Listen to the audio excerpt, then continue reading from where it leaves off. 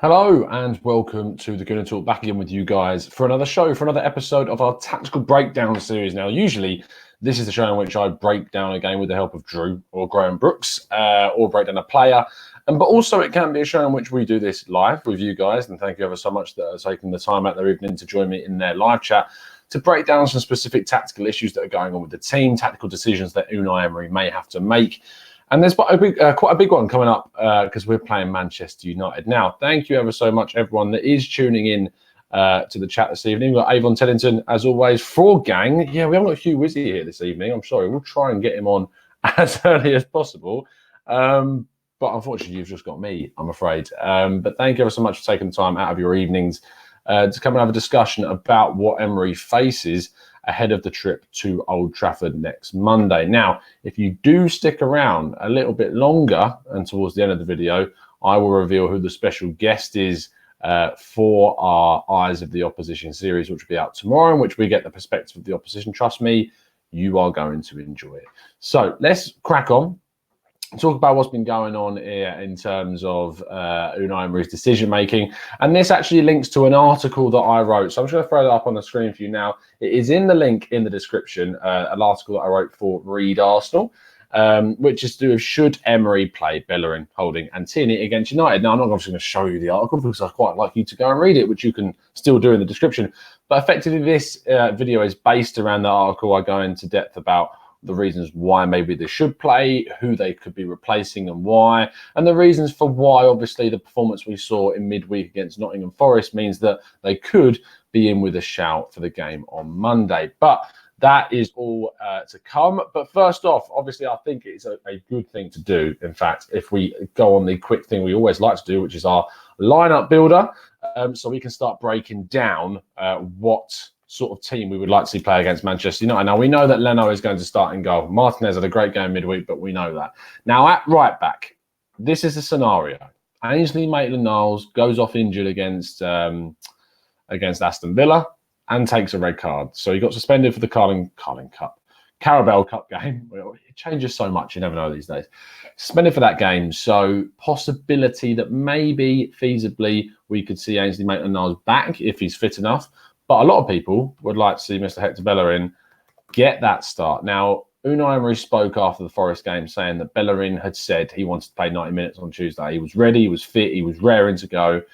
And he only got to play the last 15 minutes or so. Now, that could have been done, possibly, with the eye on Old Trafford. Don't want to spend too much of his energy in that game against Forest, and maybe we are actually saving him for that game at Old Trafford. I have fingers crossed that that is the truth, but we'll just have to wait and see what happens. Next is obviously Rob Holding, now completely fit and ready to come back in, to go back to the place where he obviously really just damaged the whole of the rest of last season. He got that knee injury, which ruled him out for so long. So it's quite a strong thing to go back to Old Trafford. And if he does start that game, it'll be a huge moment for him. I'm going to skip over the next centre-back player just for the minute and focus on that left-back role, because the last player is, of course, Kieran Tierney. If we do see Kieran Tierney in the game, which I think we saw against Forest, we've got a player that is fit and raring to go. Great pass and defensive ability too. The way he was up and down that line, it was like, as I put in the article, he's been in a red and white shirt all his life. It was absolutely fantastic to see the performance that he put in against Nottingham Forest. And hopefully, fingers crossed, he gets the nod at Old Trafford. Now, the opposite person that he could be playing with is obviously Kolasinac. Now, Kolasinac, for me, he just divides opinions so much, because when you think about Kolasinac, he's a player in which, yes, offensively, he offers you so much. Moving forwards, down the wing, cutting the ball back, putting the crosses in, great, right? I get that. But at the same time, defensively, he just isn't the same player. He just isn't the same player as Kieran Tierney. He doesn't offer you anywhere near as much as Kieran Tierney does. And that is always going to put him at a disadvantage. And in the mindset of fans, as someone who's leaving us vulnerable, someone who is going to cost us mistakes, who's going to let players drift in behind him. And we can't allow that to happen at Old Trafford, because there are players, whilst they may be struggling right now, there are players there that are going to hurt us. The likes of Rashford, the likes of Martial, if he's fit enough. Pogba seems like he's fit again. These players will hurt us if we give them enough space and time and give them the gaps in behind that Kolasinac would open up. If we give it to them, they're going to score. They're going to damage us. They're going to hurt us. And we simply cannot do that. And by playing Kieran Tierney, I think that we've got a much, much better chance of being more defensively solid with him running up and down that left flank. Let's see what some of you guys are saying in the chat box. Solo says that Kolasinac was a beast when he first came to Arsenal. I don't know what happened. And I'm not sure about the whole I don't know what happened. I know exactly what happened, is that we got this conception of a player that came in very strong, very muscular, hadn't really had that before because we had Kieran Gibbs and Monreal, who very slight, consistent at times, but very slight players. Kolasinac came in sort of completely different guy, completely different player. And I think that definitely had an effect psychologically on people's opinion. It was only later down the line when we saw the defensive errors start to become more consistent and more frequent that actually realised that this player isn't completely all there for Arsenal. And in a system that doesn't play to his strengths, it can really, really hurt him. Greg says, didn't Emery say Bellerin would not play against Manchester United? He did, but we've seen managers say things in the past and then go back on them. We've got a lot of training sessions ahead of that between Nottingham Forest and Manchester United, and maybe that will be enough for Emery to change his mind. Who knows? Could be playing mind tricks, mind games, whatever you want to call them. We don't know. And hopefully he is, so that we might be able to see that player in there. Solo says Chambers deserves a starting place in the first 11. Soccer says Kolasinac is just not a type of player for Arsenal Football Club. VCC says Chambers needs cover. Pepe needs to track back. And that is the biggest criticism of Pepe that has been so far, in my opinion, besides the lack of goals, is that he's not doing enough. Ainsley Maitland-Niles, yes, hasn't been the best so far this season, but he hasn't got the cover from Pepe when Pepe has played in front of him. He hasn't tracked back as much. And if you think back to during the summer, I actually did a tactical breakdown video looking at Pepe's defensive side of his game, and he didn't come off too bad. He defensively tracked back, he got back, he cut tackles in, he was physical, his pace allowed him to get back and get forward again on counter-attacks. And I thought he was going to add that to the Arsenal right wing. Mkhitaryan actually provided a lot more defensive cover than what Pepe did, and that was shown by the statistics that were brought up in that video. But I still thought that Pepe was strong defensively enough that he would track back, but that has been a weak part of his game. Omer says he doesn't know if Bellerin will be fit enough. Gary Hardy says that Tierney, Louise, Holding and Chambers should be off our back four. Bellerin doesn't look ready yet.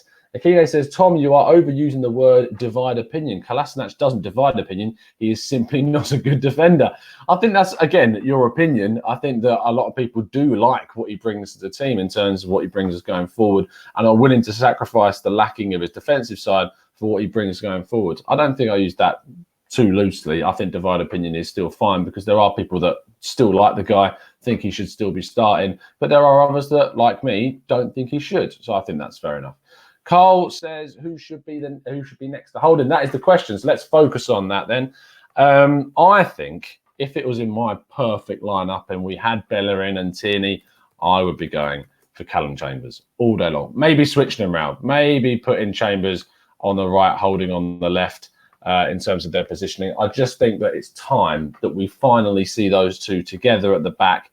I think that in terms of what they bring us, you've got a player in Callum Chambers that is so determined now to fight for that place. He's been off on loan at Middlesbrough, great season at Fulham, and he wants to come back to Arsenal this season and prove himself. I thought he was so harshly treated, and I'll talk about that in the article. Again, you can find that in the description. I thought he was so harshly treated when he was sort of ousted at Newcastle. He had a fantastic performance there. And then the next game against Burnley, David Luiz comes straight in. Now, for me, Socrates looked a lot less solid than Callum Chambers in that first game. And I thought that David Luiz should be playing next to Callum Chambers in that game against Burnley. I don't think we would have been anywhere near as defensively vulnerable at that point. Of course, it's just saying ifs and buts at this moment. But Callum Chambers didn't deserve to be dropped. He's coming in the games that he's played in the Europa League, looked decent. The game against Nottingham Forest, he looked absolutely brilliant on that right-hand side. I think he's gained a lot more confidence and natural flair going forwards, having played in a slightly more advanced role in that centre defensive midfield position for Fulham. And I definitely think that's helped him to develop the other side of his game that definitely needed to be added to. And that means we've now got this guy that can play centre-back, can play right-back, can play deep in the midfield. He's a fantastic utility player, but I think he needs to go beyond that. I think he needs to become a starter, and we need to develop him as such. And moving forwards, I would like to see Callum Chambers and Rob Holding become that pair. Now, of course, next season we will see returning William Saliba after his loan at Saint-Etienne, and it will be interesting to see those three battle it out. But I think that Socrates and David Luiz, their time is coming to an end. We know David Luiz was only signed this summer, but he isn't a long-term option. He's not a long-term project. He is for the short term. That's why we only spent £8 million on him. But we need to think for the future. In my opinion, and I'm sure in a lot of other people's opinions, we need to sign another centre-back of real top quality that's enough to change the way that we're looked upon, the same way Van Dijk did for Liverpool. And then that produces even more competition for the likes of Chambers and Holding. So we're going to have to wait and see what happens in the summer as to what we do moving forward. How old is Chambers, says Avon? I believe he's 24, 25 years old now, but I will check that for you in a second. Please feel free to throw that in the chat box if you do know. Chambers is 24, says Solo. Super Saver says, remember when Monreal was an awful defender until he was forced to play centre-back for a little while, and then he became a pretty much always 7 out of 10 player for us. I think Kolasinac could use some play at centre-back. I mean, your theory is completely solid. Yes, you're right. Monreal did look a lot better defensively after he'd had that stint at centre-back. Could the same be done for Kolasinac? I'm not sure. I'm not sure the discipline is there for him to play that role. I can hear Drew screaming at me, thinking about even considering Kolasinac as a centre-back player. I know the physicality is there. I'm just not sure the discipline, even the heading ability. I haven't really seen too much heading ability from the Bosnian. I'm not sure that would work in the same way that it did for Monreal, if you remember, played in a back three when he was playing there. I know there was that season where he played in the back four for a few games, but it was mainly during his time when he played the left-hand side of a back three where he gained most of that defensive experience. So there's an argument. I see your point, Super Save, but I just sort of lean on the side that I don't think that would work the same for Kolasinac. Abubakar says that it is the job of a coach to improve his players into dreaded goal machines. Wenger did it, Klopp did it, and Guardiola too. Can Emery do it? Who knows? In terms of goal machines, we think we've got a goal machine at Aubameyang. I think we've got a fantastic centre forward in Lacazette, and I think there's potential in Martinelli. Depending on that, I really don't know. Kadar says, happy to see young players, Chambers and Holding, unless he means chem instead of chemistry with the players. And I think that when we're talking about chemistry, actually having a youthful setup and having players like Holding and Bellerin and Tierney who've actually gone through rehab together on their way back from injury, I think that benefits them massively. I think having that process of bonding with each other, I think is definitely a process that will help the chemistry, help them with their just sort of thinking on that different level and have that same connection. And whilst you may understate that and underrate it, I think it's actually something that is really important. Phil Hulk says, I'd argue that a defensive midfielder is more of a priority than centre-back. We've had centre exposed without protection and proper fullback so far, so hopefully the fullbacks coming in will improve. I'm actually on the same side as Phil. I do think that we need to prioritise a really top-class centre defensive midfielder. I don't think that means that we put the centre-back to the wayside because we don't know what Saliba's impact would be when he comes in. We have no idea. He's still a very young sub-20-year-old player. And so therefore, whilst signing a centre-back, I think still should be on the agenda. I do think that a defensive midfielder, a pure physical power, and yet with the still elegant pass that we need in that player for an Arsenal midfielder, needs to be brought in. Who that is, who the hell knows? There's plenty of options out there that we can consider, but we need someone, in my opinion, not like Torreira. I love Torreira, don't get me wrong, but I think we need someone who's like that physical, brute strength, but at the same time has the elegance of a midfielder that can play with a passing and free-flowing style. Vesley says Luiz should play DM next to Torreira. The thing about Luiz is if he plays DM, I'm not sure if he's one of those that plays in a pivot. I think that you're way too passive if you put Luiz next to Torreira. I think he plays as a sole CDM with then two midfielders or centre midfielders above him in sort of the number 8 role. So I'm really not sure. Greg says, what do you think of Luiz in midfield? I'm really not sure. For instance, I'll tell you, I can show you, can't you? You've got the Luiz, we've got the builder there. So if we put Luiz here, in my opinion, that means you then play Guendouzi in this position and then either Ceballos or Willock in those roles. And that's how it would work. You'd have to play Luiz slightly deeper on his own with then two pivot midfielders in front of him. Does that offer enough going forwards? I'm not so sure. But other people, as I was suggesting, are possibly playing in more of a 4-2-3-1 with Luiz played next to Torreira instead. Now, for me, I'm not sure because we know that Torreira, he likes to push forward, okay, which means Luiz would obviously come more central. But I really don't know if Luiz would work as a midfield 2. It's just, he is very what is he very? It's David Luiz. He's great at passing. His technical ability is good. Defensively, he's flawed in certain areas. He makes rash decisions and can be caught out of position.